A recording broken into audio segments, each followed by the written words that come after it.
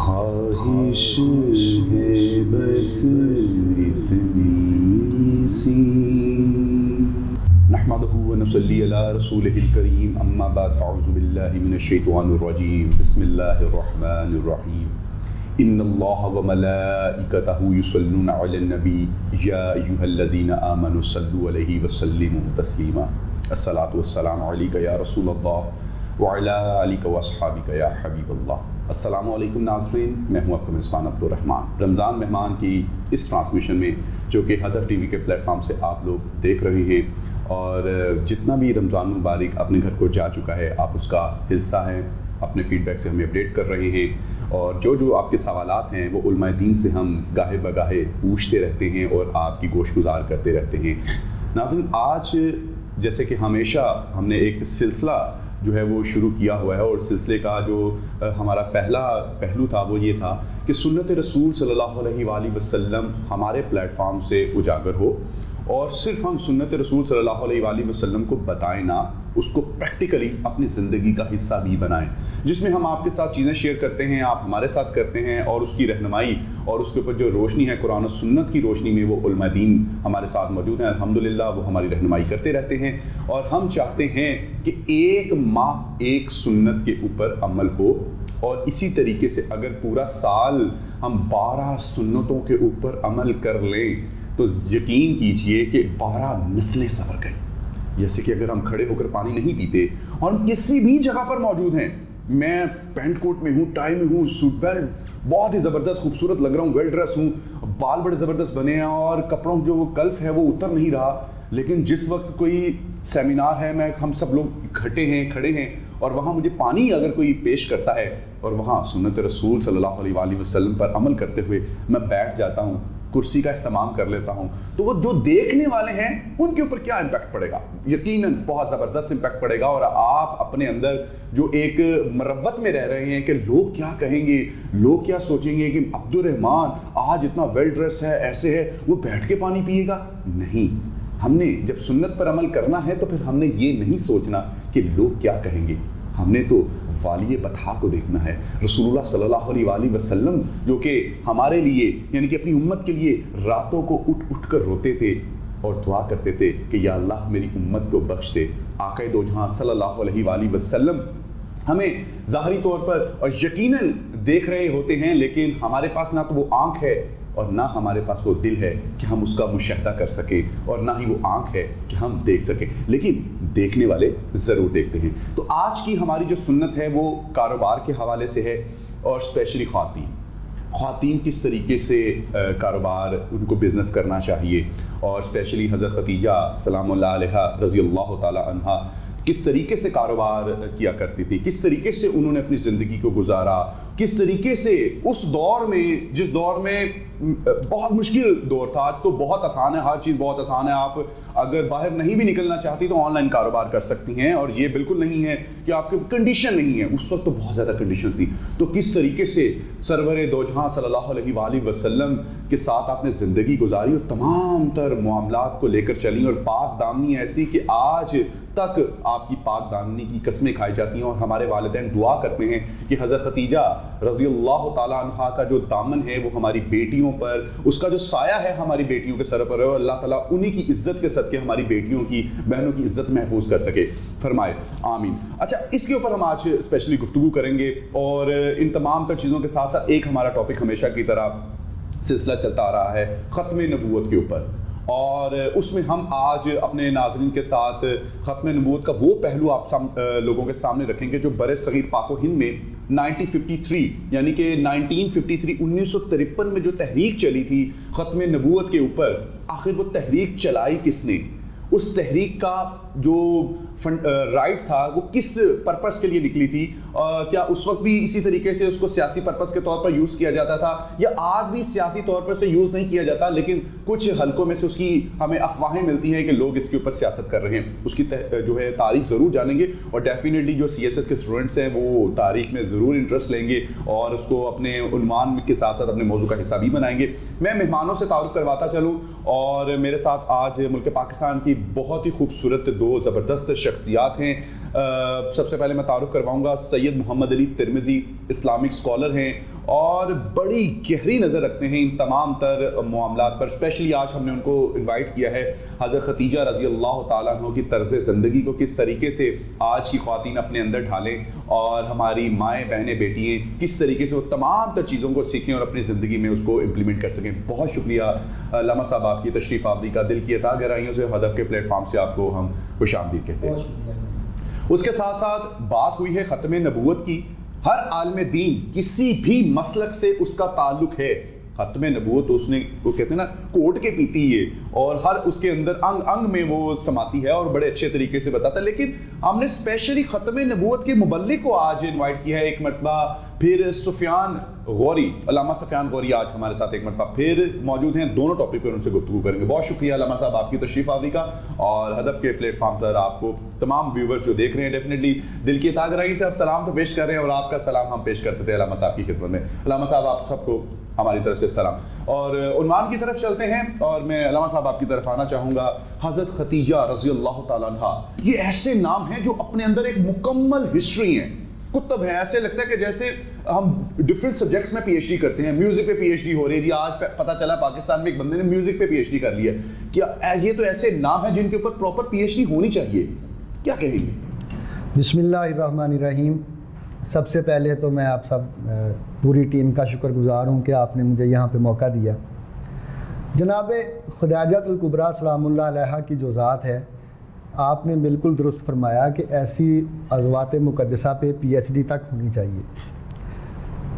بدقسمتی سے ہمارے سامنے جو اکثر و بیشتر ان کی زندگی کا ایک پہلو لایا جاتا ہے وہ ان کی امارت اور سخاوت کا لایا جاتا ہے. لیکن اگر آپ ان کی زندگی کا مطالعہ کریں تو تاریخ یہ بتاتی ہے کہ یہ وہ خاتون ہیں جو نہ صرف امیر و کبیر تھیں, سخی تھیں, بلکہ بہت بڑی عالمہ تھیں. اللہ اکبر, اللہ اکبر. بعض کتب میں تو یہاں تک لکھا ہے کہ بی بی جو ہیں جناب خدیجہ الکبریٰ سلام اللہ علیہا 114 آسمانی صحیفوں کی عالمہ تھیں. اللہ اکبر. اور آپ کے لیے یہ کہنا کافی ہے کہ اگر ماں خدیجہ الکبریٰ جیسی ہو تو پھر بیٹی فاطمہ الزہرا.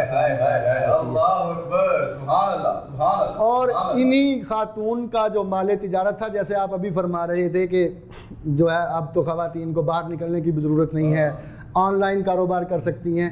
آپ یہ دیکھیں کہ اس دور میں جب انٹرنیٹ کی سہولت نہ تھی, جب موبائل کی سہولت نہ تھی, کوئی سہولت تھی ہی نہیں, اس وقت بھی بی بی نے جب کاروبار کیا تو اپنے گھر میں بیٹھ کے کاروبار چلایا. اللہ اکبر. بی بی کبھی آپ یہ نہیں دیکھ سکتے کہ کبھی بازار میں جا کے تجارت کی ہو, کبھی اپنا مال بھیجا ہو, نہیں. بی بی کے مال سے لوگ تجارت کیا کرتے تھے. اور نہ صرف یہ وہ خاتون جو تجارت کرتی تھی اپنے لیے تو چلو روزی کا وسیلہ تھا ہی, پورے عرب کے لیے ایک کاروبار اور معیشت کا جو ہے وہ ایک ستون تھا.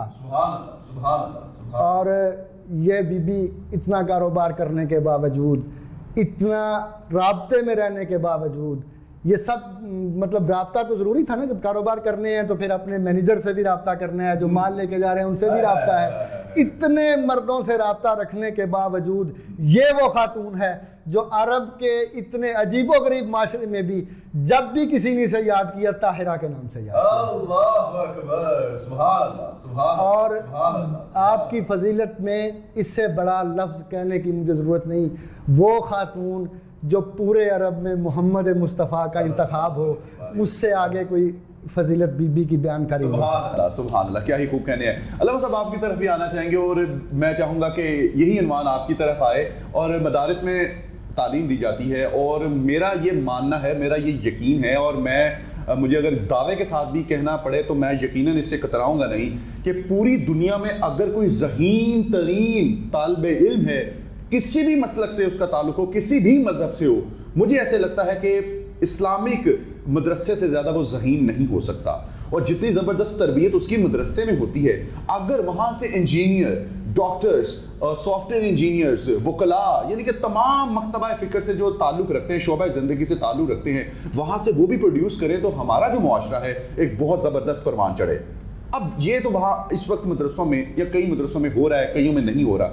لیکن ادھر پوائنٹ از دس کہ جو بڑے بڑے نام ہیں صحابی رسول صلی اللہ علیہ وآلہ وسلم، بڑے بڑے صحابہ ہیں، رسول اللہ صلی اللہ علیہ وآلہ وسلم کی آل اولاد ہیں، کیا کبھی کسی مکتب سے یہ آواز ہوتی ہے کہ ان کے ناموں پر پراپر پی ایچ ڈی ہونی چاہیے؟ بسم اللہ الرحمن الرحیم۔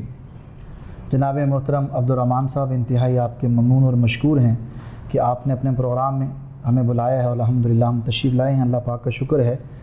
سب سے پہلی بات یہ ہے کہ سیدنا خدیجہ الکبریٰ رضی اللہ تعالیٰ عنہ یہ اسلام کے ان ادوار میں ان کا پہلا دور شامل ہے، یعنی ان کو بہت سارے مقامات حاصل ہیں، لیکن ایک شرف یہ حاصل ہے کہ ان کو جناب نبی کریم صلی اللہ تعالی وسلم کی زوجیت کا ہونے کا ان کو شرف حاصل ہے۔ پہلی زوجہ مطہرہ حضرت خدیجہ الکبریٰ رضی اللہ تعالیٰ عنہ، پھر آپ کی سخاوت، پھر آپ کا علم، پھر آپ کا حلم، پھر آپ کا تحمل اور بردباری، یہ اعلیٰ درجے کا تھا۔ اگر آپ یہ کہیں کہ اس زمانے میں سب سے زیادہ خواتین کو لیڈ کرنے والی کوئی شخصیت تھی تو سیدنا خدیجہ الکبریٰ رضی اللہ عنہ۔ کیا بات ہے، وفاداری کی ایک بہت بڑی مثال، رسول اللہ صلی اللہ علیہ وآلہ وسلم کے ساتھ ہر وقت میں ہر طریقے سے آپ کے ساتھ کھڑی۔ آپ اس بات کا اندازہ لگائیے کہ رسول پاک صلی اللہ علیہ وسلم کو مال کی ضرورت پیش آئی، سیدنا خدیجہ الکبریٰ رضی اللہ عنہ نے مال نچھاور کر دیا۔ سب سے پہلے رسالت مآب صلی اللہ علیہ وسلم کو جب دیکھا گیا کہ آپ صلی اللہ علیہ وسلم مال کی تجارت کرتے ہیں تو حضرت خدیجہ الکبریٰ رضی اللہ عنہ کو یہ دل میں حرص ہوا کہ کیوں نہ ان کو میں اپنے ساتھ کام میں شریک کر لوں، کیونکہ ان کے جس کام میں بھی یہ ہاتھ ڈالتے ہیں اللہ تعالیٰ برکت ڈال دیتا ہے، برکت ڈال دیتا ہے۔ تو لہذا رسالت مآب صلی اللہ علیہ وسلم سے ان کو مال دیا، اور رسالت مآب صلی اللہ علیہ وسلم مال لے کر کے ان کا پھر دوسرے شہروں میں جایا کرتے تھے، دوسرے ملکوں میں جایا کرتے تھے، اور پھر بعد میں رسالت مآب صلی اللہ علیہ وسلم سے شادی بھی ہوئی۔ پھر آپ کے بطن مبارک سے 4 بیٹیاں پیدا ہوئی کہ جن کو بنات اربع کہا جاتا ہے۔ اللہ اکبر، سبحان اللہ۔ رسالت مآب صلی اللہ علیہ وسلم کی 4 بیٹیاں سیدہ خدیجہ الکبریٰ رضی اللہ تعالیٰ عنہ کے بطن مبارک سے پیدا ہوئی۔ چاہتے ہو اگر نیک نامی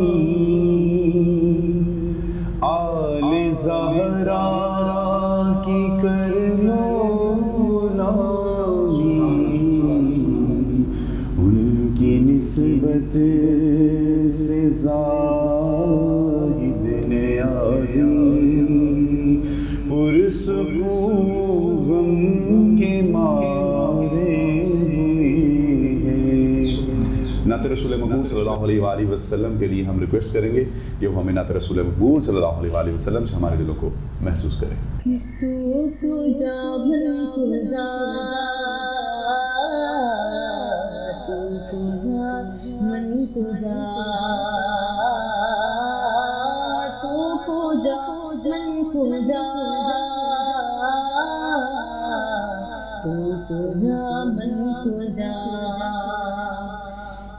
امیر حرم میں فقیر عجم، تو امیر حرم میں فقیر عجم، تیرے گنور یہ لب میں طلب ہی طلب، تو عطا ہی عطا، تو کجا من کجا، تو کجا من کجا، الہام ہے جامع تیرا، قرآن امامہ ہے تیرا، منبر تیرا عرش بری، منبر تیرا عرش بری، علامت عالمی، تو کجا من کجا، تو کجا من کجا، دوریاں سامنے سے جو ہٹنے لگے، جالیوں پہ نگاہیں لپٹنے لگے، آنسوؤں کی زبان ہو میرے ترجمان، کی زبان ہو میرے ترجمان دل سے نکلے صدا تو خدا من خدا تو خدا من خدا. سبحان اللہ، ماشاءاللہ، کیا ہی خوبصورت آواز اور کیا ہی کہنے ہیں. آج کا ٹاپک ایک بڑا وسیع ٹاپک ہے اور میں چاہوں گا کہ زیادہ سے زیادہ گفتگو کی جائے. علامہ صاحب، میں بھی جاننا چاہوں گا، میرے ویورز بھی جاننا چاہیں گے، سرور دو جہاں آقا نامدار صلی اللہ علیہ وآلہ وسلم اس دنیا میں اور اس دنیا کے بعد بھی کہیں بھی کوئی بھی رشتہ ہے، کوئی دوست کا، بیوی کا، بچوں کا، ایون کہ دشمن کا بھی، کیا یہ پہلے سے طے نہیں تھے کہ یہ دنیا میں آ کے ان کی سلیکشن ہوئی ہے؟ یہ آپ نے جو بات کی بالکل اسی طرح ہے. اللہ تعالیٰ نے محمد مصطفیٰ صلی اللہ علیہ وآلہ وسلم کو جب دنیا میں بھیجا تو ہر چیز پہلے سے پری پلانڈ تھی. اس میں آپ یہ نہیں کہہ سکتے کہ بعد میں آ کے ہوا. مخصوص لوگ تھے، مخصوص لوگوں کو اللہ نے پہلے سے چنا ہوا تھا. محمد مصطفیٰ صلی اللہ علیہ وآلہ وسلم کے لیے چنا ہوا تھا. جب وہ محبوب چن رہا ہے تو محبوب کے ساتھ ہی کیوں نہیں چنے گا؟ وہ بھی تو چنیدہ شخصیات ہی چاہیے نا. اور آپ یہ دیکھیں، بات ہو رہی تھی جناب سیدہ خدیجہ سلام اللہ علیہا کے بارے میں، ابھی بھائی بھی فرما رہے تھے کہ انہوں نے اپنا مال نبی پاک پہ نچھاور کیا، جان تک نچھاور کر دی، سب کچھ نچھاور کر دیا. اور نبی پاک کا بھی دیکھیں، ان سے محبت، ان سے انس اتنی تھی کہ جب نبی اکرم صلی اللہ علیہ وآلہ وسلم کی جناب خدیجہ الکبریٰ سلام اللہ علیہا سے شادی ہوئی تو آپ کی عمر مبارک بتائی جاتی ہے 25 سال. عین جوانی کا عالم تھا، 25 سال عین جوانی کا عالم تھا. لیکن جب تک جناب خدیجہ الکبریٰ آپ کے ازدواج میں رہیں، آپ نے دوسری شادی نہیں کی. اللہ اکبر. اگر وہاں سے وفا ہوئی تو یہاں سے بھی وفا کی انتہا ہو گئی. صرف ان پہ آپ نے جو ہے ان کے ساتھ اپنی زندگی گزاری. جب جو ہے اس دار فانی سے بی بی رخصت کر گئیں تو پھر آپ نے یکے بعد دیگرے دوسری شادیاں کیں. اور وہ امہات المومنین کے ان کے اپنے درجات ہیں اور ان کا اپنا ایک درجہ ہے. ایک کا مقام دوسرے میں شامل نہیں ہو سکتا. یہ یقیناً سب اپنی جگہ پہ بہت بڑے مقام کی مالک ہیں. اور دیکھیں، نہ صرف نبی پاک صلی اللہ علیہ وآلہ وسلم کو جناب خدیجہ الکبریٰ سے اولاد نصیب ہوئی، نسب قائم ہوا، بلکہ انہی سے آگے سارے رشتے چلے. جو داماد ہوئے وہ بھی انہی کی نسبت سے، جو نواسے ہوئے وہ بھی انہی کی نسبت سے. اور عام جو بیٹی عطا، بیٹیاں بھائی فرما رہے ہیں، بیٹیاں عطا ہوئیں وہ بھی انہی کی نسبت سے. اور بیٹی کو مقام کیا ملا؟ بیٹی ملی تو سیدات النساء العالمین، شوہر ملا کائنات کا سردار نبی، شوہر ملا. نواسے ملے تو جنت کے جوانوں کے سردار مل گئے. سرداری کا تعلق گویا اللہ نے خدیجہ کے ساتھ قائم کر دیا کہ جو اس کا رشتہ دار ہے وہ سید ہے، وہ سردار ہے. نبی پاک کا نسب، سارے نسب دنیا میں جتنے چلے مردوں سے چلے، بیٹے سے چلے. لیکن اللہ نے کہا یہ خاص لوگ ہیں، خاص ہیں، اے محمد مصطفیٰ تمہارا نسب فاطمہ سے چلے گا. اچھا، میں اسی بات کو آگے بڑھاؤں گا. علامہ صاحب، آپ کی طرف آنا چاہوں گا کہ جس طریقے سے یہ بتایا جا رہا ہے کہ حضرت خدیجہ سلام اللہ علیہا کی جو تکریم، تعظیم الحمدللہ ہر مسلمان کے لیے فرض اور عین ہے، فرض العین ہے، اور اس میں کوئی دو رائے نہیں ہے. یہ بھی تو ہے نا، جس طریقے سے ایک ہم دنیا دار ہیں، میرے باپ نے بڑی محنت کی، آگے اولاد، وہ زندگی میں وہ ثمرات تو نہ چل سکے لیکن آگے اولاد ایسی مل گئی کہ پوری زندگی وہ باپ کا نام لیتی رہی اور اس کا نام بلند کیا. تو حضرت خدیجہ رضی اللہ تعالیٰ عنہ کی وہ کیا وفا تھی، رسول اللہ صلی اللہ علیہ وآلہ وسلم سے وہ کیا محبت تھی، کیا عقیدت تھی، وہ کیا فرما برداری تھی کہ قیامت تک جو ہے وہ آپ کی جو اولاد ہے ہم سب ان کے غلام ہیں. سبحان اللہ. آپ نے بہت اچھا سوال کیا. اصل میں یہ ہے کہ سیدنا خدیجہ الکبریٰ رضی اللہ تعالیٰ عنہ کا تو ہر پہلو ہی وفا اور محبت سے بھرا ہوا. ان کی زندگی کا کوئی موقع ایسا نہیں تھا کہ جس موقع پر انہوں نے اپنی ذات، اپنے مال، جان، اولاد، سب کچھ اللہ کے نبی پر نچھاور نہ کیا. جیسے کہ بھائی نے فرمایا کہ سیدہ کے خاندان سے، آل اولاد سے سید فیملی آگے چلی الحمدللہ، اور قیامت تک چلے گی. یعنی آپ اس بات کا اندازہ لگائیے کہ قرآن مقدس میں اللہ تبارک و تعالیٰ نے وَأَزْوَاجُهُ أُمَّهَاتُهُم کا لفظ بول کر کے قیامت تک کے لیے قاعدہ اور اصول اور ضابطہ بنا دیا کہ نبی کی حرم، نبی کی زوجہ وہ مومنین کی ماں ہوتی ہے۔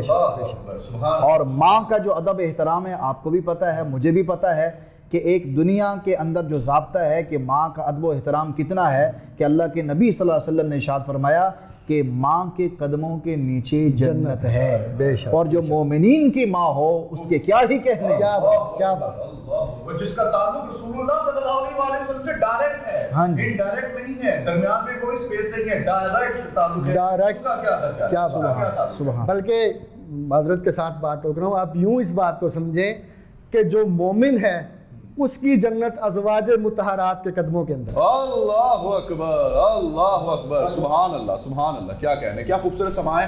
اچھا، جن تمام تر چیزوں کے باوجود ادھر میں ایک ایسا سوال ہو جس کی وجہ سے شاید ہمارا معاشرہ بے راہداری کا شکار ہے یا مختلف قسم کے ذہنوں میں وہ قباحتیں بڑھ گئی ہیں، اگر یہ تمام تر چیزیں سیٹ ہیں، فٹ ہیں، ڈیفینیٹلی جو آج سکرین پر میرے سامنے بیٹھے ہیں وہ اپنے اپنی جگہ پر اپنے اپنے علاقوں کے سربراہ ہوں گے، آپ اپنے جو ہے مسالک میں اپنے گروہ کے کہیں نہ کہیں الحمدللہ آپ سربراہ ہیں، تو پھر جب یہ تمام تر چیزیں فٹ ہیں، فکس ہیں، منوعین ایسے ہی ہیں، تو پھر کس چیز کی رکاوٹ، کس چیز کی ہے، ٹکراؤ کس چیز کا ہے، ہم ان چیزوں کو تسلیم کیوں نہیں کرتے پھر؟ تسلیم تو کرنا پڑتا ہے، کوئی دکھانے کے لیے کرنا پڑتا ہے کہ اس کو مطلب نہیں، اپنے عقیدے کے لیے بھی کرنا پڑتا ہے۔ ایک بندہ اگر کہتا ہے کہ میں مومن ہوں، دعویٰ کرتا ہے اور چاہتا بھی ہے ہر شخص کہ میں مومن ہوں، مومن ہے، تو پھر قرآن کے فارمولے کے مطابق اس کو ماں ماننا چاہیے، اور صرف ماننا نہیں چاہیے۔ اگر وہ ماں نہیں مان رہا، ماں جتنا ادب نہیں دے رہا، ماں جتنی تعظیم و تکریم نہیں کر رہا، پھر وہ مومن نہیں ہے۔ بہت بڑی بات ہے، ٹھیک ہے، اگر مومن ہے تو پھر اس میں صفات مومن بھی تو ہونی چاہیے نا۔ بندہ دعویٰ تو ہر کوئی کر سکتا ہے، میں دعویٰ کر دیتا ہوں جی میں ڈاکٹر ہوں۔ اچھا، یہ موضوع ہٹ جائے گا، کسی اور طرف چلا جائے گا، آپ کا جواب یقیناً ہمارے تمام تر ناظرین کو اس وقت مل چکا ہے اور ڈیفینیٹلی بیٹھے ہوئے محفل میں بھی سب کو مل چکا ہے۔ اچھا، ابھی حضرت خدیجہ الکبریٰ سلام اللہ علیہا کے کاروبار کی آپ نے بات کی کہ سارے معاملات کرتے تھے، پھر آگے جاتی تھی، تو ان کی کوئی اسٹریٹجی بھی ایسی ہے جو ہمیں احادیث میں یا ہسٹری کی کتب سے ملتی ہے کہ وہ کس طریقے سے کاروبار کیا کرتی تھی؟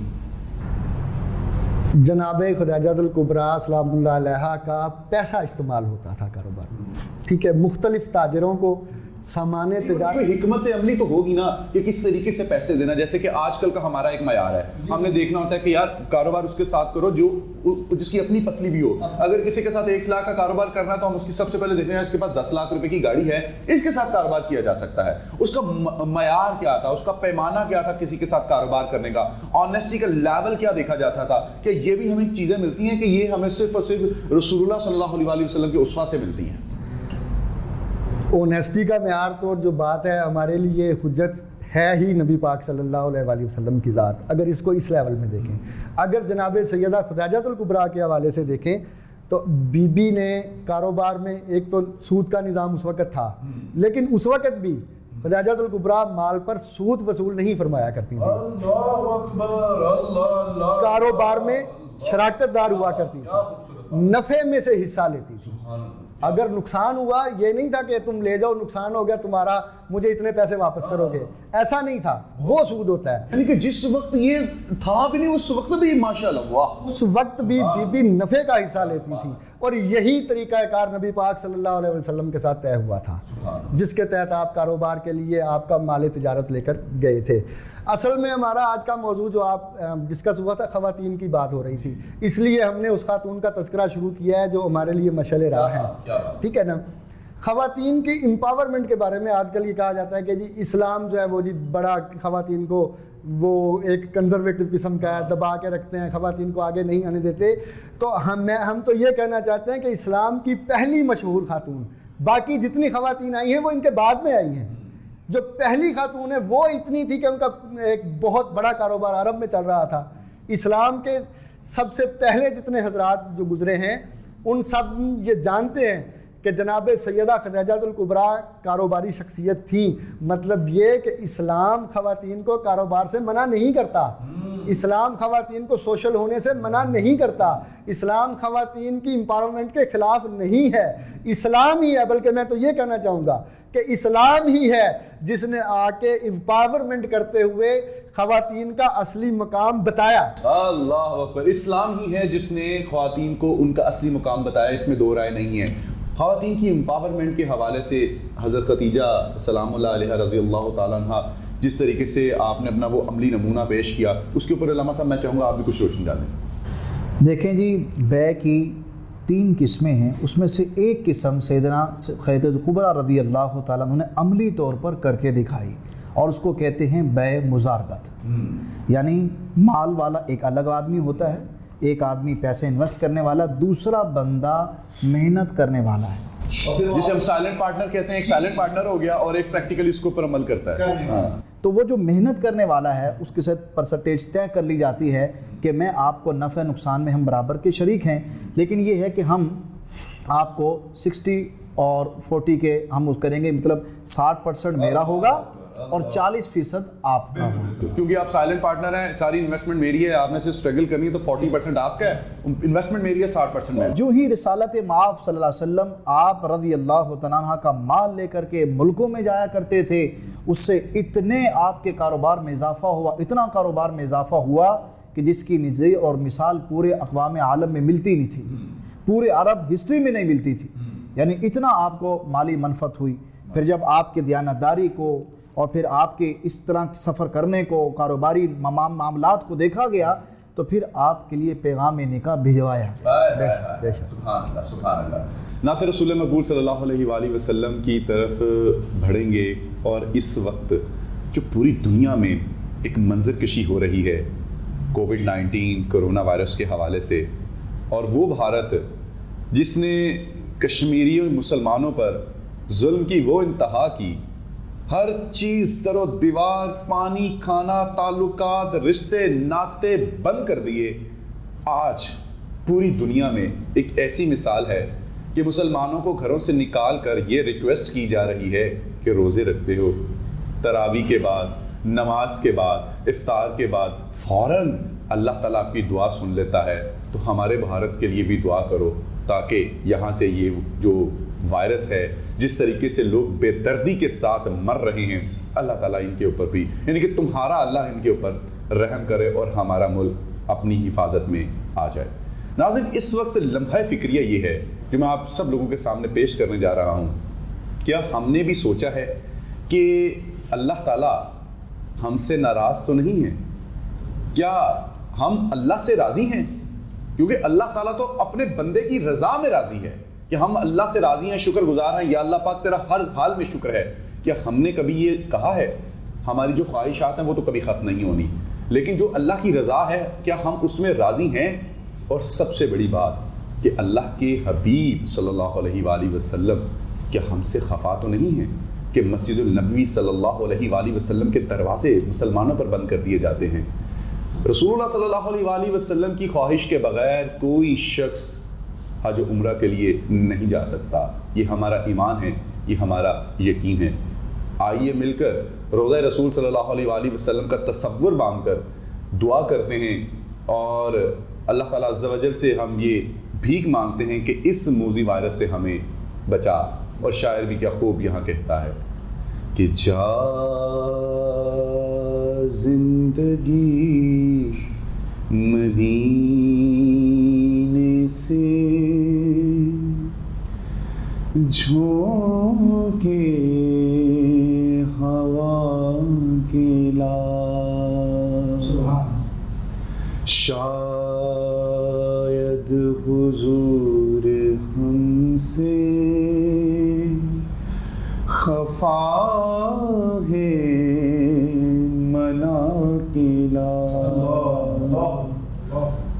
نعت رسول مقبول صلی اللہ علیہ وآلہ وسلم کے لیے ہم رخ کریں گے تاکہ وہ ہمیں نعت رسول مقبول صلی اللہ علیہ وآلہ وسلم سے ہمارے دلوں پر سہتا ہے۔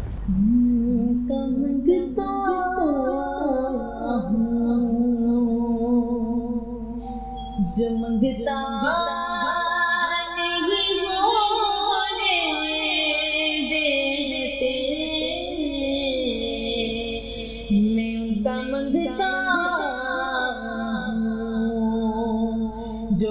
منگتا نہیں ہونے دیتے میرے آقا میرے آقا میرے آقا مجھے رسوا نہیں ہونے دیتے میں ان کا منگتا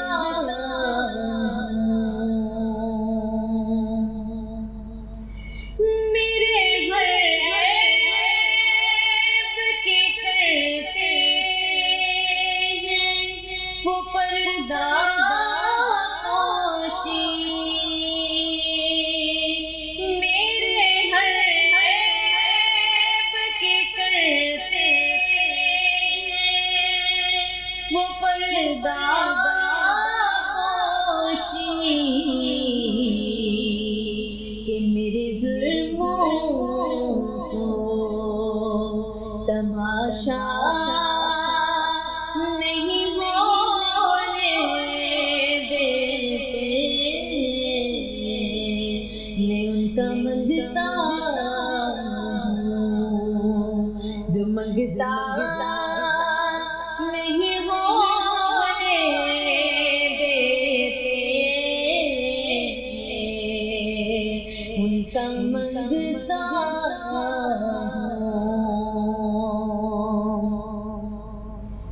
اپنے منگتوں کی وہ فہرست میں رکھتے مجھے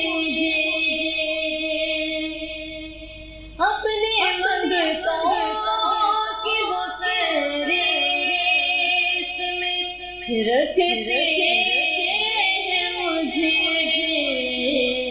کہ مجھ کو محتاج زمانے کا نہیں ہونے دیتے میں ان کا منگتا کہ بات کرتا تو سانسوں سے مہک آتی ہے بات کرتا تو سانسوں سے مہک آتی ہے کہ میرے لہجے کو وہ میلا نہیں ہونے دیتے میں ان کا منگتا جو منگتا نہیں ہونے دیتے میں ان کا منگتا سبحان اللہ، ماشاءاللہ، کیا ہی خوبصورت آواز. اور اللہ تعالیٰ کے ہاں ہم سب دعا گو ہیں کہ اللہ تعالیٰ اپنی بابرکت بلند بارگاہ میں ہماری تمام تر چیزوں کو، ہمارا بیٹھنا اٹھنا، یہ محفل میں بولنا، ان علماء دین کے صدقے قبول و مقبول فرمائے جو ہر وقت اللہ کے دین کی، اللہ تیرے دین کی حفاظت کے لیے، تیرے نبی کی عزت کے لیے ہمارے دلوں میں جو روشنی جلانے والے ہیں نا، جو ہمیں زندہ کرنے والے ہیں، جو ہمیں لمحہ بلمحہ آگاہ کرنے والے ہیں، یہی علماء دین ہیں. یا اللہ پاک ان کے صدقے ہم سب کو معاف فرما اور اس موذی وائرس سے ہمارا چھٹکارا دلوا. حضرت خدیجہ رضی اللہ تعالیٰ عنہ تمام مسلم خواتین کے لیے ایک بہت زبردست رول ماڈل، کس طریقے سے کاروبار کیا کرتی تھی، کس طریقے سے اپنی زندگی گزاری، ازدواجی رشتے کو کس طریقے سے بڑھایا. ثمرات تو آپ لوگوں کے سامنے ہیں، لیکن ہم ان چیزوں کو بھی سیکھتے ہیں. رسول اللہ صلی اللہ علیہ وآلہ وسلم کے ساتھ حضرت خدیجہ رضی اللہ تعالیٰ عنہ کا کس طریقے سے گفتگو فرمایا کرتی تھیں، کس طریقے سے کنیکشن بنایا کرتی تھی. کیا حضرت خدیجہ رضی اللہ تعالیٰ عنہ بھی رسول اللہ صلی اللہ علیہ وسلم سے اپنے نجی معاملات شیئر کیا کرتی تھیں؟ یقیناً اس میں کوئی دو رائے ہو نہیں سکتی. نبی پاک صلی اللہ علیہ وآلہ وسلم کا جناب خدیجہ الکبریٰ سلام اللہ علیہ کے ساتھ جو وقت گزرا ہے، وہ کچھ اتنا اچھا گزرا ہے کہ حضرت امی عائشہ سلام اللہ علیہا خود بیان فرماتی ہیں کہ آپ کی رحلت کے بعد حتیٰ کہ مدینہ کی ہجرت کے بعد بھی نبی پاک صلی اللہ علیہ وآلہ وسلم حضرت خدیجہ کو اکثر یاد فرمایا کرتے تھے. اور یاد فرمانے کا یہ عالم تھا کہ جب بھی گھر میں کوئی اچھا کھانا بنتا تو جناب عائشہ سلام اللہ علیہ سے فرمایا کرتے تھے کہ خدیجہ کی دوستوں کو بھیجو. اللہ اکبر اللہ اکبر. یہ عالم تھا جناب خدیجہ سے محبت کا. حضرت عائشہ سلام اللہ علیہ فرماتی ہیں کہ میں خود کھانا بنا کے پھر جناب خدیجہ سلام اللہ علیہ کی دوستوں کو بھجواتی تھی اور رسول اللہ صلی اللہ علیہ وسلم اس بات پر اظہار مسرت فرمایا کرتے تھے. تو بات اصل میں خواتین کی ہو رہی تھی. آپ کی اگر سوال سے ہٹ میں نہ جاؤں تو میں یہ کہنا چاہ رہا تھا کہ اسلام ہی وہ ہے جس نے خواتین کا اصل مقام دنیا کو بتایا. آپ ذرا اس بات پہ غور کریں کہ عرب کے اس معاشرے میں جہاں پہ اسلام پلا بڑھا اس کا ماحول کیا تھا کہ بیٹی پیدا ہوئی دفن کر دو. زندہ بیٹیوں کو دفن کرنے والے معاشرے میں ہمارے نبی اکرم صلی اللہ علیہ وآلہ وسلم نے کیا رول ماڈل پیش کیا. لکھا ہے قبلہ میری اس بات کی تصدیق فرمائیں گے کہ جب بھی جناب فاطمہ الزہرا سلام اللہ علیہ تشریف لاتی ہے, اب یہ بیٹی کا مقام نبی بتا رہے ہیں, پہلے بیوی کا بتایا کہ اگر وہ دنیا سے چلی بھی گئی ہے تو اس سے ایسے وفا کرو, خود نہیں ہے تو اس کی دوستوں کا احترام کرو, اس کے عزیز و رشتہ داروں کا احترام کرو. جس طریقے سے باپ کے دوستوں کے متعلق کہا گیا ہے کہ ان کا احترام کرو, بھائی کا احترام کرو کہ ان کے ساتھ وہ کنیکٹیوٹی ہے. کیا خوبصورت, کیا خوبصورت. زوجہ کے بھی حقوق ہے نا کچھ. اب بیٹی کے بارے میں سنیے, وہ معاشرہ جہاں پر خواتین کے پیدا ہونے پہ, بیٹی کے پیدا ہونے پہ کوحرام برپا ہو جاتا تھا, افسوس کیے جاتے تھے, بیٹی کو زندہ دفن کیا جاتا تھا, اس کے بارے میں لکھا ہے کہ جب بھی جناب فاطمہ الزہرا سلام اللہ علیہا مسجد میں تشریف لاتی یا وہاں تشریف لاتی جہاں نبی پاک بیٹھے ہوتے تھے تو سرکار کائنات جن کے لیے ساری کائنات کھڑی ہو جاتی تھی خود بیٹی کے استقبال کے لیے کھڑے ہوتے. پھر کیا کرتے, پھر جناب سیدہ کے ہاتھ پہ بوسہ دیتے, بوسہ دے کر اپنی جگہ پر بٹھاتے, وہاں بٹھاتے جہاں پہ خود تشریف فرما ہوتے تھے. یعنی لوگوں کو بتا رہے تھے کہ عرب والو دیکھو, بیٹیاں دفن کرنے کے قابل نہیں, بیٹیاں احترام کے قابل ہیں, بیٹیاں محبت کے قابل ہیں, بیٹیاں پیار کے لیے ہیں. اللہ تعالیٰ نے اپنی رحمت قرار دی ہے نا. اگر ہم بیٹیوں کے ساتھ کوئی ایسا معاملہ کر رہے ہیں تو اس کا مطلب ہے کہ ہم اللہ کی رحمت کو ایسے کر رہے ہیں. اچھا, ہم اپنے معاشرے میں ہماری تمام تر خواتین سے اگر کوئی کاروبار کی بات کی جائے گھر میں, تو معذرت کے ساتھ بات کر رہا ہوں, تو خواتین فوراً کہہ دیتی ہیں آگے سے, ہماری مائیں بہنیں بیٹی ہیں, کہ حضرت خدیجہ رضی اللہ تعالیٰ عنہا بھی تو کاروبار کیا کرتی تھی, تو اگر وہ کر سکتی ہیں تو ہم کیوں نہیں کر سکتے. ہمارے معاشرے میں یہ بات تو بتائی جاتی ہے, ہمارے معاشرے میں علامہ صاحب یہ بات کیوں نہیں بتائی جاتی اس کے ساتھ ساتھ کہ حضرت خدیجہ رضی اللہ تعالیٰ عنہا کا جو برتاؤ تھا ایز اے زوجہ رسول اللہ صلی اللہ علیہ وآلہ وسلم کے ساتھ, وہ بھی تو ضروری ہے, وہ بھی تو زندگی کا نصب العین ہے, اس کے بارے میں کیوں نہیں بتایا جاتا. جی ہاں, آج کل ہمارے معاشرے میں اس چیز کا بڑا فقدان ہے کہ ہماری جو ہے نا مائیں بہنیں اپنے بچوں کی صحیح تربیت نہیں کر پا رہی. جس طرح ایک تربیت کرنے کا حق ہوتا ہے, اس حق سے وہ جو ہے نا وہ مفر ہیں, بھاگ رہی ہیں. حالانکہ اگر ہم اسلامی ادوار کو دیکھیں تو اسلامی ادوار کے اندر ہر دور کے اندر صحیح معاشرہ تبھی تشکیل پاتا ہے کہ جب کہ اس کے پیچھے صحیح طور پر تربیت کرنے والا پیچھے اعلی کار موجود ہو. اور بہترین تربیت کرنے والی سب سے پہلی درسگاہ وہ ماں کی درسگاہ ہے. ماں کی درسگاہ ہے, اور ماں جب اس کے دل میں اللہ کا ڈر ہوگا, اللہ کا خوف ہوگا, جب اس کو قرآن و حدیث کے بارے میں معلومات ہوں گی, جب وہ واقعات کو سنے گی, دینی تعلیموں کو حاصل کرے گی, اس کے بعد وہ عورت اپنے بچوں کی دینی تعلیمی تربیت کر سکتی ہے.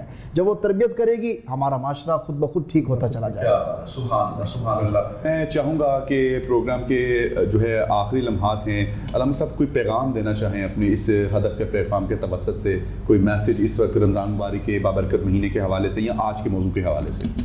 دیکھیے, میں یہ عرض کرنا چاہوں گا اپنے تمام سننے اور دیکھنے والوں کے لیے کہ اللہ رب العزت جو ہے وہ انسان کی کامیابی چاہتا ہے, فلاح چاہتا ہے, اور اس کا ثبوت یہ ہے کہ 5 وقت اذان میں جہاں دیگر شہادتیں دی جاتی ہیں, نماز کے لیے بلایا جاتا ہے, وہاں ایک لفظ بولا جاتا ہے حیا علی الفلاح, آؤ کامیابی کی طرف, آؤ کامیابی کی طرف. تو وہ اپنے بندے کو کامیاب دیکھنا چاہتا ہے, اور اس نے مختلف ذرائع بنائے ہیں, مختلف ذریعے بنائے ہیں، ان میں سے ایک ذریعہ یہ رمضان ہے۔ اس میں انسان کی روحانی تربیت بھی کی جاتی ہے، انسان کی جسمانی تربیت بھی کی جاتی ہے۔ ٹھیک ہے، آپ دیکھیں گے جب رمضان گزرے گا نا تو ہم اس وقت رمضان کے بعد جب کچھ کھانے لگیں گے نا تو ہمیں فوراً خیال آئے گا میرا روزہ تو نہیں۔ ٹھیک ہے، تو اس تربیت سے میں نے ایک پہلو صرف آپ کی خدمت میں اجاگر کیا ہے کہ اللہ انسان کو انسان کی طاقتوں سے روشناس کرواتا ہے۔ ایک شخص کہتا ہے میں سگریٹ نہیں چھوڑ سکتا، روزہ رکھتا ہے، پورا مہینہ نہیں پیتا، تو وہ سوچے کہ اگر میں اس مہینے میں اتنے بجے سے اتنے بجے تک نہیں پی سکتا، بچا رہا ہوں، زندہ ہوں، میں چھوڑ سکتا ہوں، تو میں ساری زندگی بھی چھوڑ سکتا ہوں۔ اب کیونکہ آپ کا ٹائم محدود ہوتا ہے میں اس کو لمبا نہیں کھینچتا، اس سے ہر بندہ یہ سمجھ لے اللہ اس کی طاقتوں سے اس کا تعارف کرواتا ہے کہ تو سب کچھ چھوڑ بھی سکتا ہے، جس کے پاس نماز کے لیے ٹائم نہیں ہوتا اسے ٹائم بھی ملتا ہے۔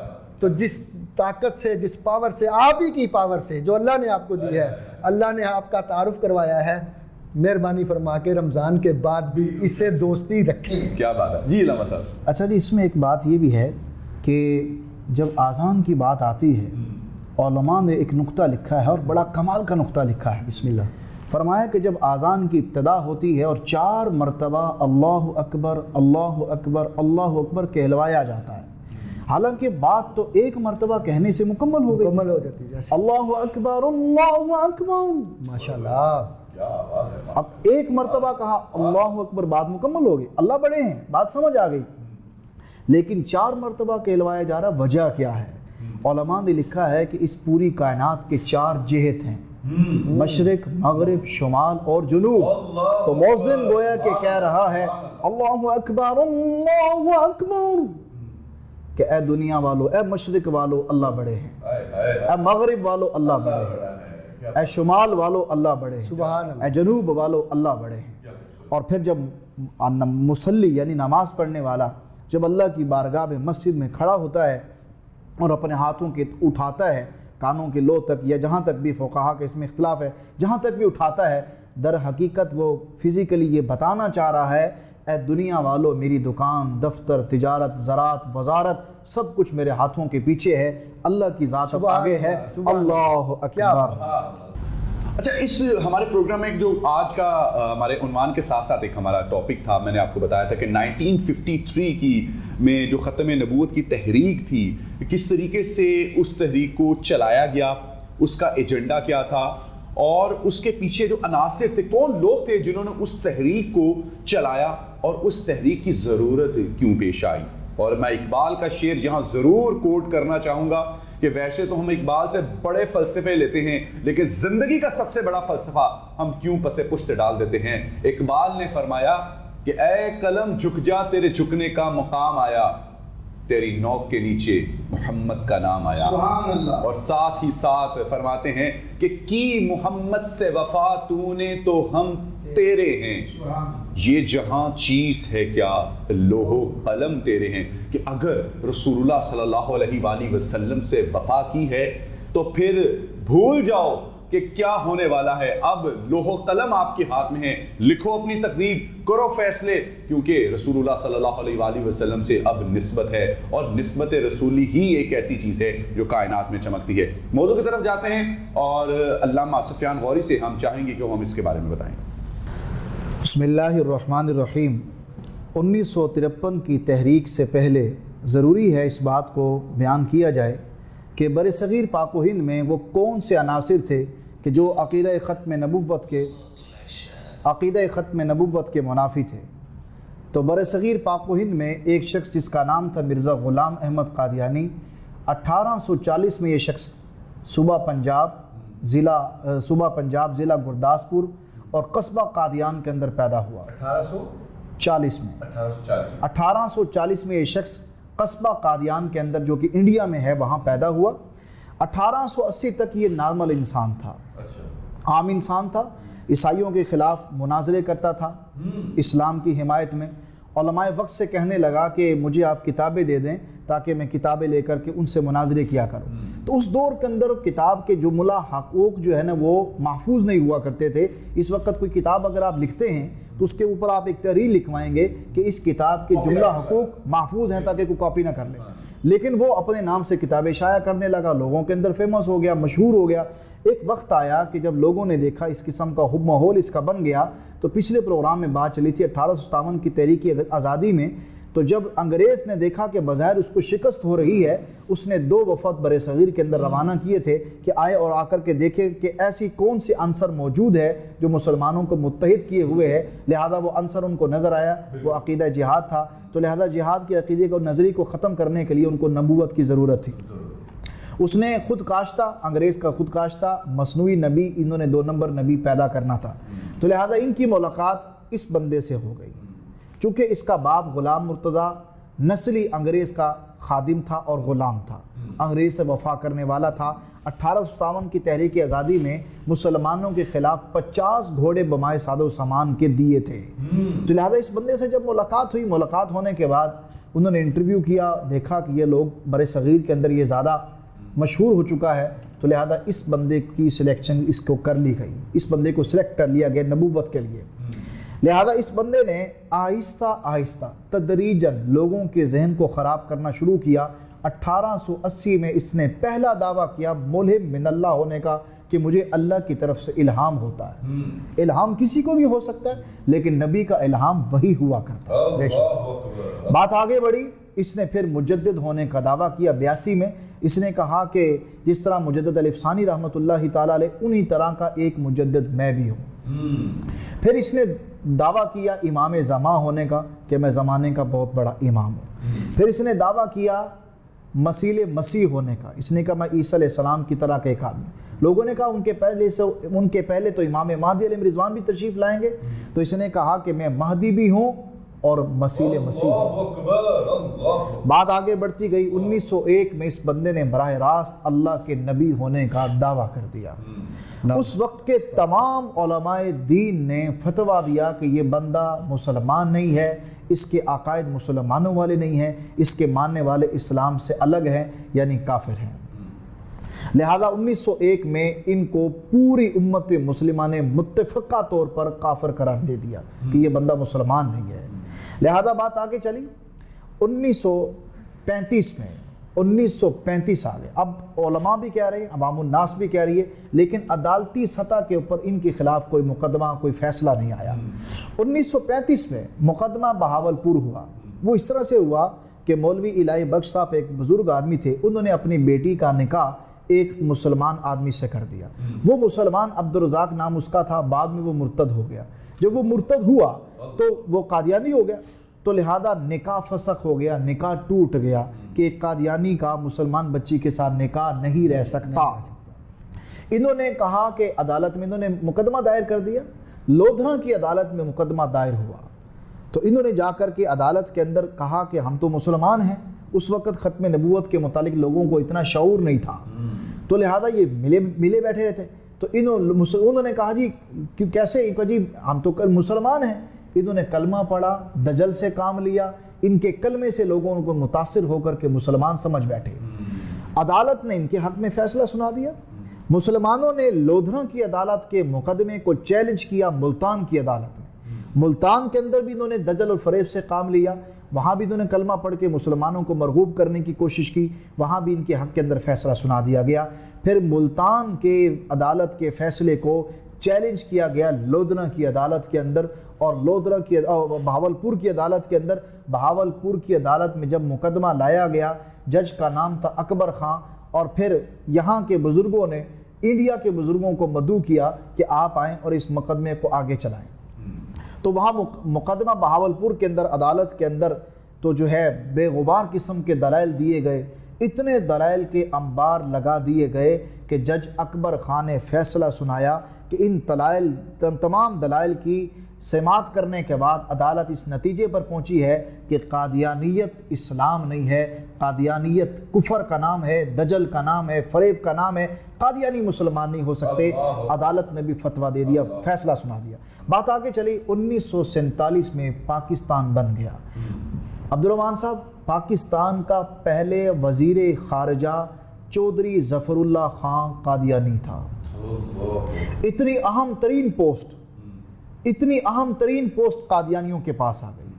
तो चूँकि पाकिस्तान बन रहा था, तो इन्होंने अंग्रेज़ के लिए काम किया था, इन्होंने अंग्रेज़ के कहने पर चनाब के किनारे, दरिया चनाब के किनारे इन्होंने 1037 मुरब्बा एकड़ ज़मीन इन्होंने 100 साल के लिए लीज़ के ऊपर ले ली। लिहाजा उसको रबवा कहते हैं। कादियानी उसको मदीना का नाम तसव्वुर करते हैं, उसको नाउज़ बिल्लाह मदीना कहते हैं। वहाँ पे उन्होंने कोई मुसलमान वहाँ पे दाखिल नहीं हो सकता। अंदाज़ा लगा लीजिए आप। अब पाकिस्तान का पहला वज़ीर ख़ारजा चौधरी ज़फ़रुल्लाह खान, तो उसने क्या किया, पाकिस्तान के जितने भी सफारत खाने थे वो कादियानियत की तबलीग के लिए उसने खोल दिए। हर आने वाला जब पूछता कि पाकिस्तान बना है, उनका जी हमने अहमदियत के नाम पर एक स्टेट बनाई है और उसका नाम है पाकिस्तान। आप अंदाज़ा लगाइए कि कायद मोहम्मद अली जिन्ना बानी पाकिस्तान मरहूम हुए, जब उनका जनाजा था पूरे पाकिस्तान से जत्थों की शक्ल में लोग आते चले गए जनाजे के अंदर शिरकत करने के लिए। लेकिन एक मलून बदबख्त आदमी ऐसा भी था कि जो बाहर बैठा था, अमरीकी वफद से मुलाकात कर रहा था, वो जनाजा पढ़ने के लिए अंदर नहीं गया। किसी ने कहा कि आप तो वज़ीर ख़ारजा हैं, आप अंदर क्यों नहीं जा रहे जनाजा पढ़ने के लिए? उसने कहा जी मेरे मज़हब के मुताबिक जो बंदा फौत हुआ है वो मुसलमान नहीं है, लिहाजा मैं उसका जनाजा नहीं पढ़ सकता। यानी अंदाज़ा लगाइए। अब ये इस तरह से बात चली तो हुआ ये 1953 का पस मंज़र क्या था। मामला ऐसे हुआ कि निश्तर हॉस्पिटल मुल्तान के कुछ तलबा मौज़ाती मुताले की गरज से पेशावर जा रहे थे बरास्ता ट्रेन, और चनाब नगर स्टेशन पर जब ट्रेन रुकी तो कादियानी ट्रेन के अंदर दाखिल हुए और उनके हाथों के अंदर किताबचे थे, पम्फलेट थे। तो उसके ऊपर खुले आम कादियानियत की तबलीग लिखी हुई थी। मिर्ज़ा ग़ुलाम कादियानी को अल्लाह का नबी लिखा हुआ था, उसकी बातों को अहादीस लिखा हुआ था, उसके ऊपर शैतानी वही को कुरान पाक का दर्जा दिया हुआ था, उसकी बीवी को उम्मुल मोमिनीन का खिताब दिया हुआ था, उसके दोस्तों को सहाबा का खिताब दिया हुआ था। तो लिहाजा ये सारी बातें उस पर मेंशन थी और वो लोगों में तशहीर की जा रही थी, फैलाया जा रहा था। उसमें कुछ मुसलमान कॉलेज के तलबा बैठे थे, उनके हाथ में जब पम्फलेट आया वो तो सीख पा हो गए, ईमानी क़ुव्वत अंदर से बेदार हुई। उन्होंने कहा अगरचे हम मदरसे के तालिब इल्म नहीं है, लेकिन इनको ये जुर्रत कैसे हुई कि इस्लाम के नाम पर 20 लाख लोग कटे हैं, दरियाए रावी के अंदर उनको बहाया गया, हमारी मुसलमान माओ बहनों की बच्चों को नेज़ों को अन्नों पर उछाल दिया गया, और ये कह कर के जय हिंद का नारा लगाया गया। मुसलमान औरतों ने अपनी इफ़्फ़त और पाक दामनी को बचाते हुए वो कुओं के अंदर छलांगे लगा दी हैं ताकि कोई हिंदू हमसे रेप ना कर सके। इस्लाम के नाम पर सबसे बड़ी रियासत ये बनी है पाकिस्तान। माइग्रेशन, बहुत बड़ी माइग्रेशन हुई है इस्लाम के नाम पर पाकिस्तान के अंदर। तो मेरे दोस्त, मैं अर्ज़ कर रहा था कि ऐन उस मौके के ऊपर मुसलमानों ने कहा कि ये कैसे हो सकता है, हम एहतजाज करते हैं, वापसी पाकर हमें यहाँ पर एहतजाज करेंगे।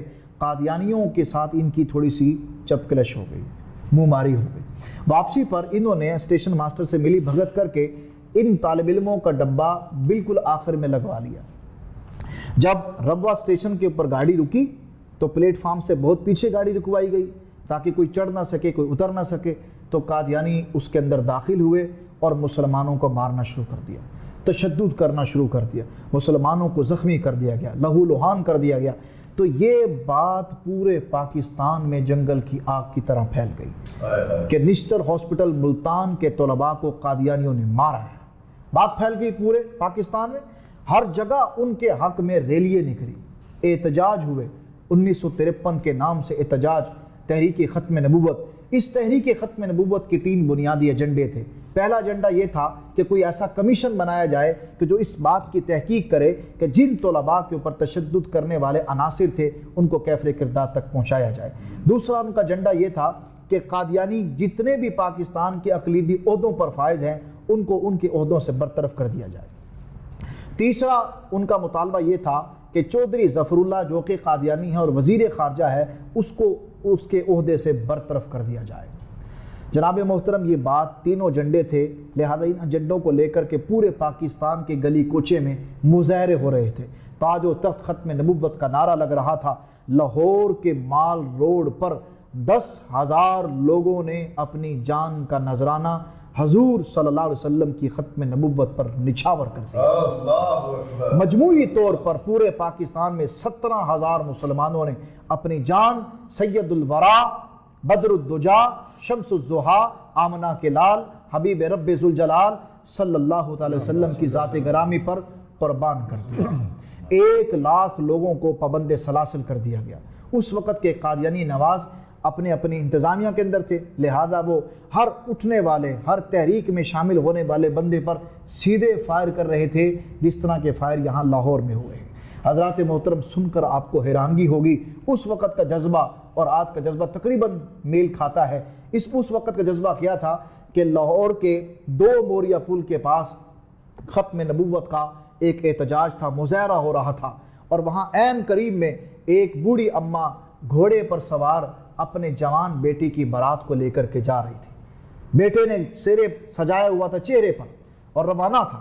اسی دوران میں گولیوں کی تڑتڑ کی آواز آتی ہے، گولیوں کی آواز آتی ہے، تو ماں نے کسی قریب والے سے پوچھا کہ لگتا ہے کسی اور کی بارات بھی آ رہی ہے۔ انہوں نے کہا مجھے کسی کی بارات نہیں آ رہی، یہ تو ختم نبوت کے دیوانے پروانے مستانے حضور کی ذات پر اپنی جان نچھاور کر رہے ہیں۔ تو وہ گھوڑے پر سوار بیٹے کے پاس آتی ہے اور بیٹے سے کہتی کہ بیٹا زمین پر اترا، حضور کی ختم نبوت پر جان نچھاور کرنے کی باری آئی ہے، انشاءاللہ تو مر جائے گا، جنت میں جائے گا، انبیاء تیرے ولیمے میں آئیں گے، آجا حضور کی ختم نبوت پر قربانی دے جا۔ یہ نوجوان نیچے اترتا ہے، چہرے سے سیرا اتارتا ہے، مجمع عام کے اندر جاتا ہے، تاج و تخت ختم نبوت کا نعرہ لگاتا ہے، سینے پر گولیاں کھاتا ہے، زمین پر ڈھیر ہو جاتا ہے۔ بوڑھی اماں دوڑ کر جوان بیٹے کے لاشے کے پاس آئی، چلو کے اندر خون لیا، آسمان کی طرف نگاہ اٹھا کر کے کہتی ہے ربا قسم ہے تیری ربوبیت کی، یہ تو ایک بیٹا تھا، 100 بیٹے بھی ہوتے تو ایک ایک کر کے تیرے نبی کی ختم نبوت پر قربان کرواتا۔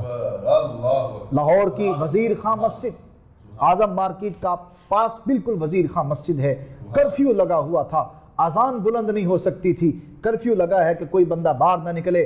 مسلمان بھلا کب برداشت کر سکتا ہے کہ مسجد کو تالا ہو، اذان بلند نہ ہو؟ یہ مسلمان آگے بڑھا، لاؤڈ سپیکر کا بٹن آن کیا، کانوں میں انگلیاں ٹھوسی اور اذان کے کلمات کہنے لگا، اللہ اکبر اللہ اکبر۔ گولی سینے میں لگی، زمین پر گرا۔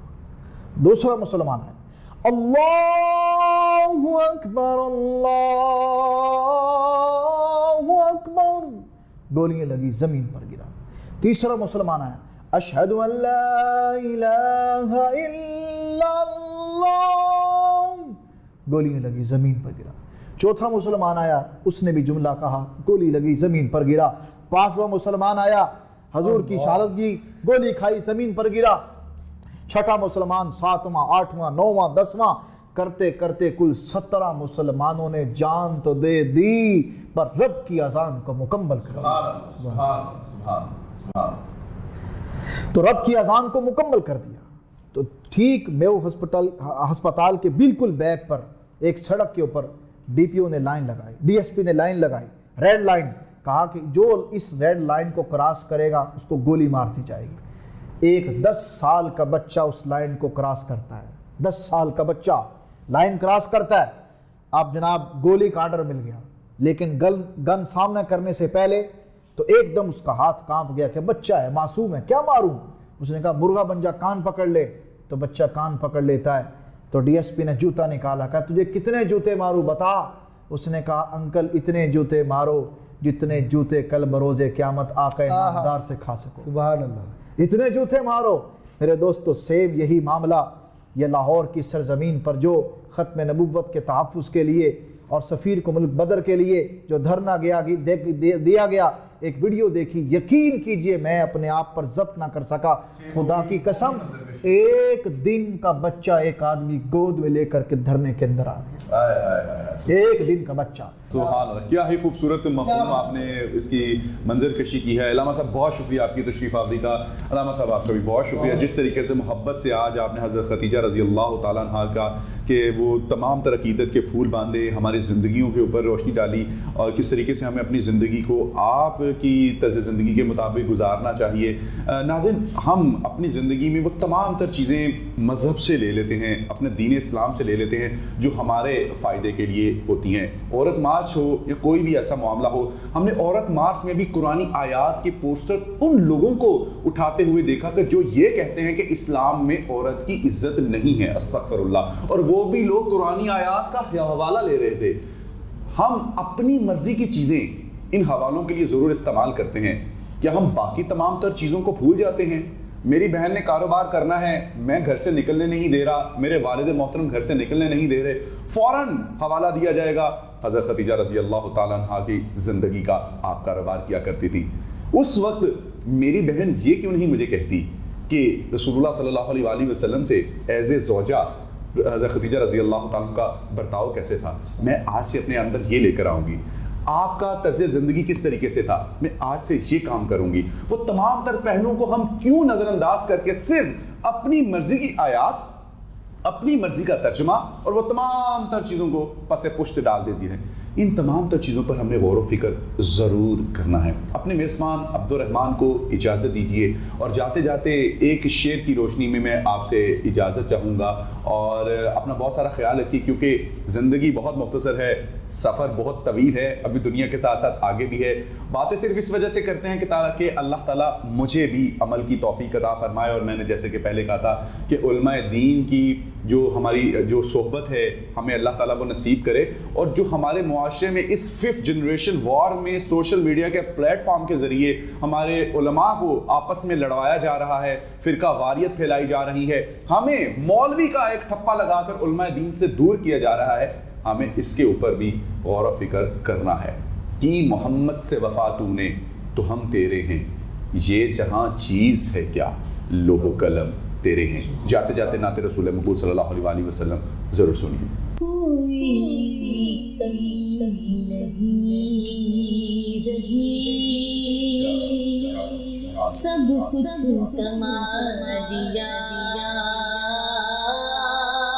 کوئی کمی نہیں رہی, سب کچھ سما دیا, جب سے حضور آپ نے اپنا بنا دیا, کہ مرتا نہیں ہے مر کے بھی آقا کا مولا, مرتا نہیں ہے مر کے بھی آقا کا مولا,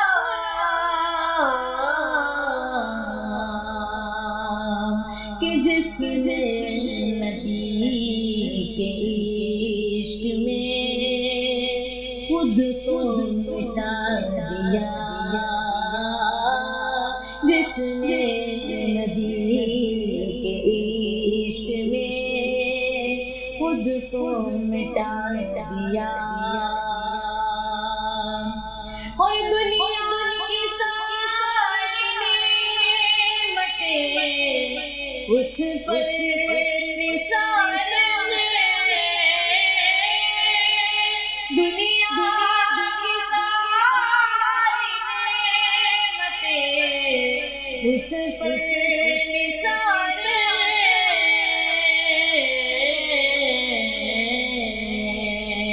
کہ جس نے بھی سر کو آپ کے در پر جھکا دیا,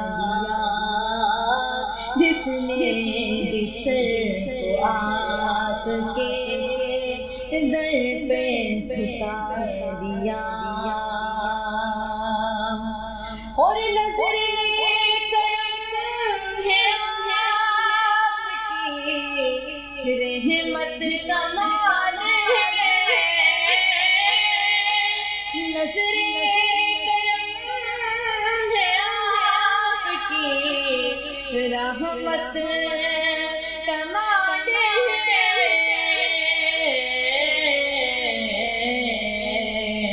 کہ مجھ جیسے سنگ راہ کو ہیرا بنا دیا, مجھ جیسے سنگ راہ کو ہیرا